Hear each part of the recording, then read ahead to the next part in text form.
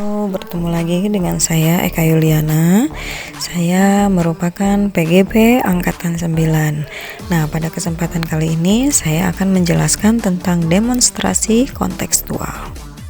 Ada beberapa pemikiran KHD, yaitu yang pertama menuntun, yang kedua kodrat anak untuk bermain dan merdeka, yang ketiga berpihak pada anak, yang keempat, anak bukan tabula rasa tetapi konvergenti teori.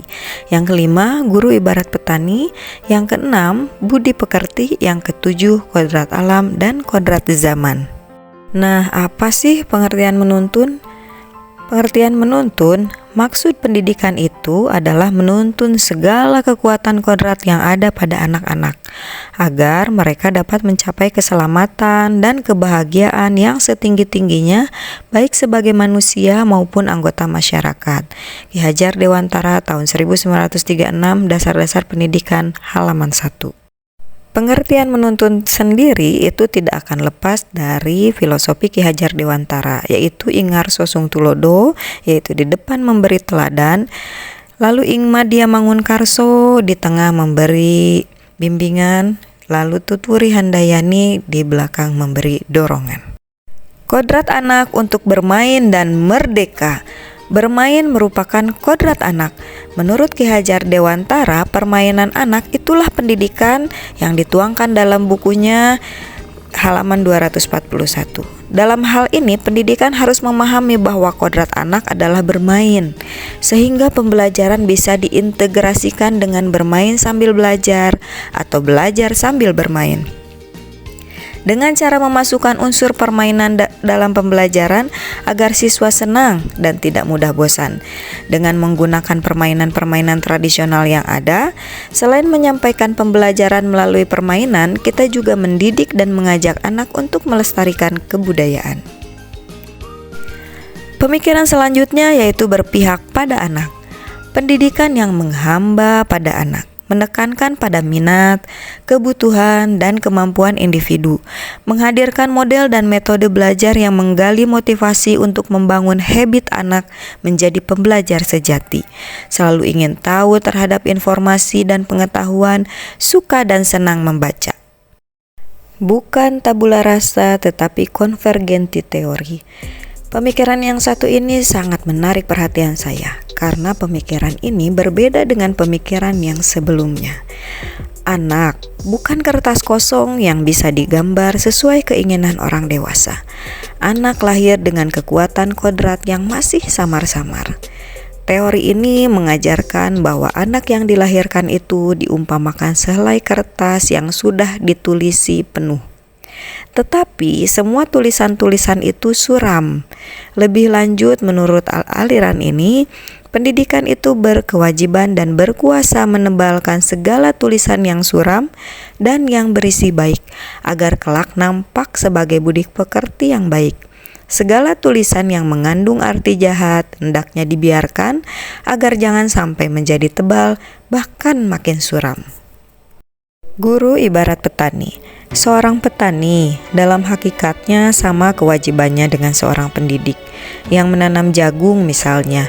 Hanya dapat menuntun tumbuhnya jagung, ia dapat memperbaiki kondisi tanah, memelihara tanaman jagung, memberi pupuk dan air, membasmi ulat-ulat atau jamur yang mengganggu hidup tanaman dan lain sebagainya. Budi pekerti. Budi pekerti, watak, karakter adalah bersatunya atau perpaduan antara gerak, pikiran, perasaan, dan kehendak atau kemauan sehingga menimbulkan tenaga atau semangat. Budi pekerti atau watak diartikan sebagai bulatnya jiwa manusia. Dalam bahasa asing disebut sebagai karakter, yaitu jiwa yang berasas hukum kebatinan.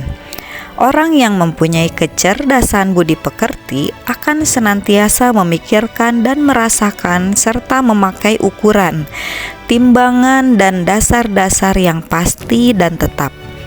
Watak atau budi pekerti bersifat tetap dan pasti pada setiap manusia, sehingga kita dapat dengan mudah membedakan orang yang satu dengan yang lainnya.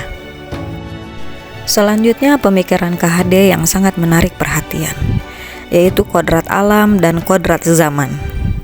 Dasar pendidikan anak berhubungan dengan kodrat alam dan kodrat zaman, di mana kodrat alam berkaitan dengan sifat dan bentuk lingkungan di mana anak berada.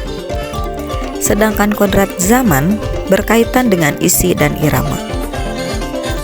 Dalam melakukan kegiatan yang terpadu, selalu diingat bahwa segala kepentingan anak-anak didik, baik mengenai kehidupan pribadinya, jangan sampai terlepas dari segala kepentingan yang berhubungan dengan kodrat keadaan, baik pada alam maupun zaman. Sementara itu, segala bentuk, isi, dan wirama, yakni cara mewujudkannya, hidup dan penghidupannya seperti itu, selalu disesuaikan dengan dasar-dasar dan asas-asas hidup kebangsaan yang layak dan tidak bertentangan dengan sifat-sifat kemanusiaan.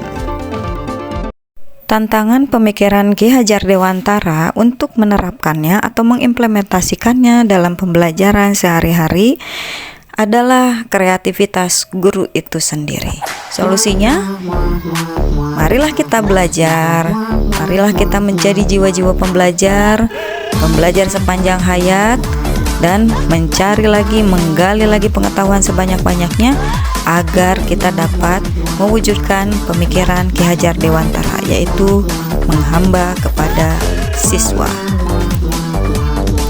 Sekian penjelasan dari saya untuk demonstrasi kontekstual. Terima kasih sudah menonton sampai akhir. Sampai bertemu lagi.